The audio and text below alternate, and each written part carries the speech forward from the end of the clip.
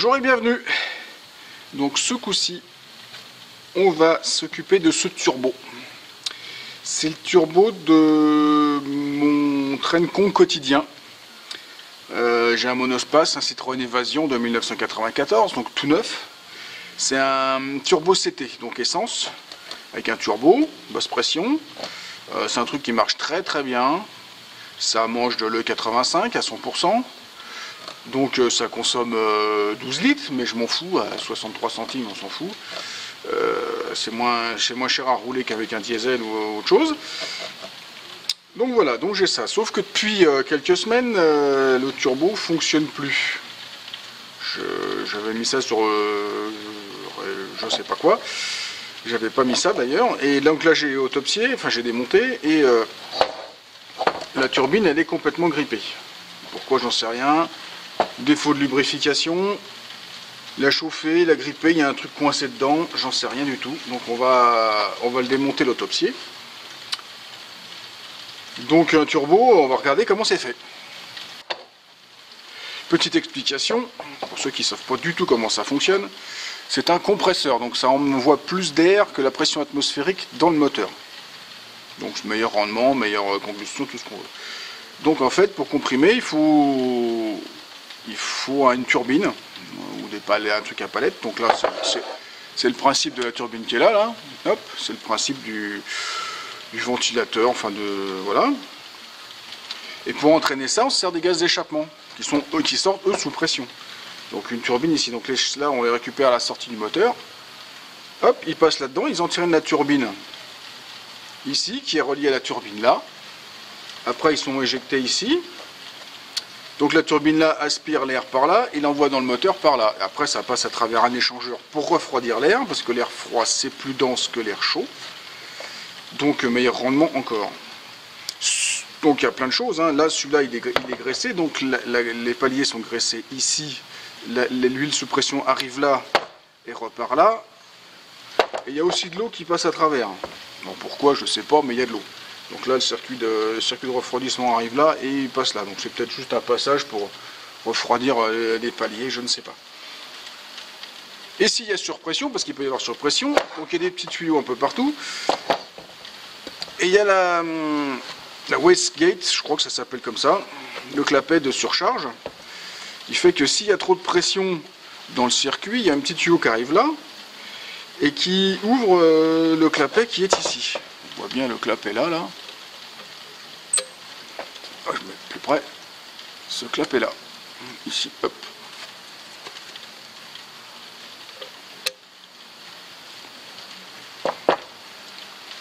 Donc ça, si on veut augmenter la pression du turbo, la suralimentation, on joue là. En fait, ça retarde l'ouverture un tout petit peu de... Donc là, j'ai de l'air comprimé, je ne vais pas le balancer direct parce que je ne vais pas éclater la membrane, mais... Voilà. On voit que ça ouvre la petite boîte, le petit clapet.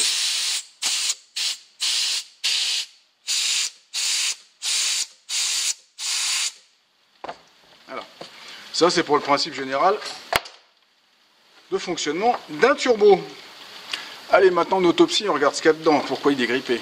Parce que soit je le restaure, parce qu'il existe des kits pour le reconditionner, c'est peut-être que le palier qui est cramé, que les axes, soit faut que je commande que j'achète un échange standard, c'est-à-dire un reconditionné, parce qu'un neuf c'est hors de prix. Donc ceci est un Garrett, donc fabrication française, hein, Cocorico. Le type, j'en sais rien, pour qu'on le voit. Il est badgé fonderie, hop, c'est marqué là, de juin 96, et la voiture étant de 94, il n'est pas d'origine de la voiture, donc il a déjà été changé, mais ça je le savais, parce que j'ai une facture. On va ouvrir et voir comment c'est dedans.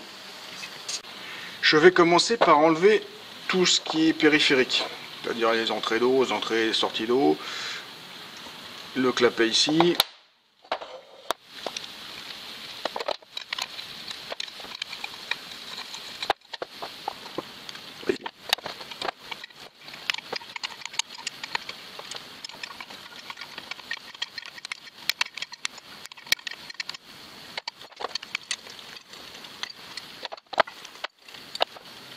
Voilà, on y voit déjà un peu plus clair. On y voit surtout que là j'ai 4 vis qui tiennent le corps de fonte.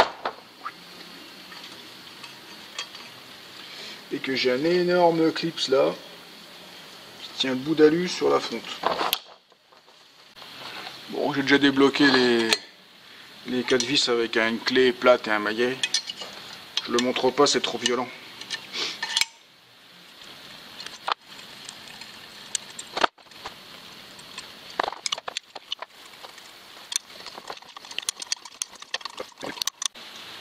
Ça bouge.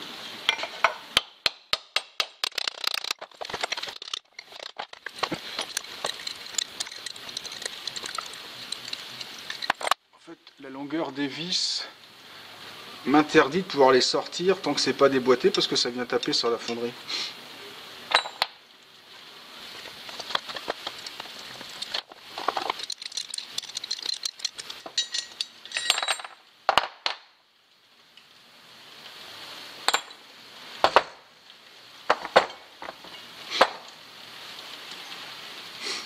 Et voilà, la turbine côté échappement. Qui tourne pas. Ah si.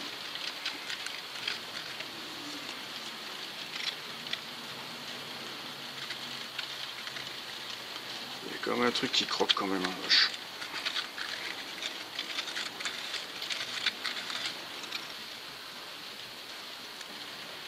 Ça frotte velu là-dedans, je sais pas ce qui s'est passé, mais...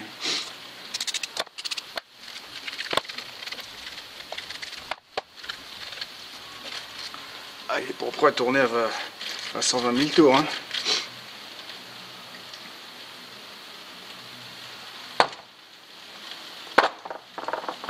Donc j'en ai pas de grosses pinces à clips, donc je vais prendre une pince avec. Pas forcément terrible, c'est pas forcément balèze, mais on va essayer de faire ça sans se faire mal.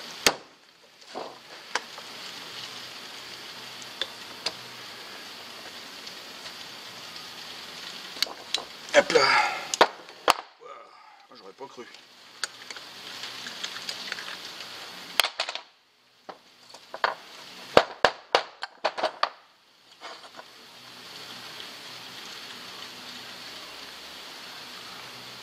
Donc là, il y a un joint en caoutchouc, un joint torique. Donc ça fait un bruit étrange. Mais il n'y a pas de trace d'usinage des pales sur le corps en lui-même. Il y a un peu d'huile. À mon avis, c'est le palier qui a grippé. Ou... Là, il est bien grippé.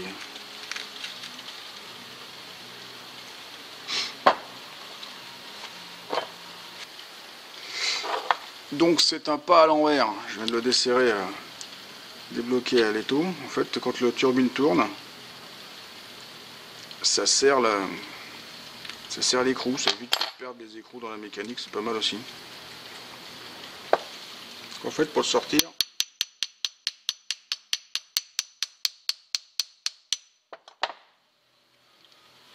d'un seul coup, il tourne mieux. Ça, c'est pas beau. Je sais pas ce que c'est, mais ça me paraît pas normal.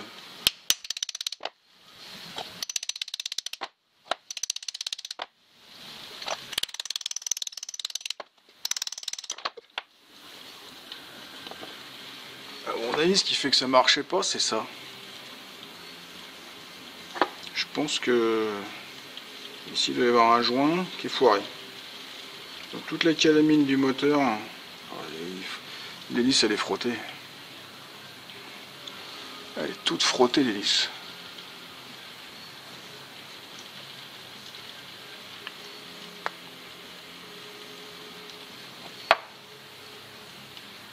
J'avais peur que ce soit ça qui soit grippé, mais non, c'est très bien. Non, c'est juste ça qui est complètement...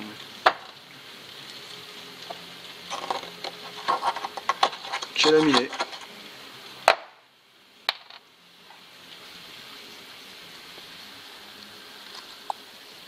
Je dirais plutôt que c'est de l'huile, en fait. C'est plutôt de l'huile Je dois avoir ce joint là qui doit être défectueux. Il est craqué d'ailleurs, effectivement, il est claqué. Donc un jouet torique à 2 balles. Et en fait c'est de l'huile calcinée, ça je pense. Parce que c'est vrai qu'il fumait, le moteur fumait à froid.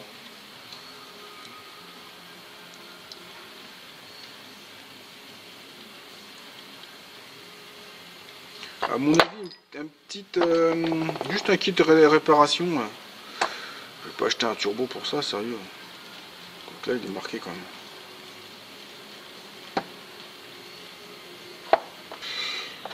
Donc cette pièce-là est usée. Comme elle est déformée, elle est usée là. C'est dommage parce que sinon le reste, il n'y a pas un pet de jeu.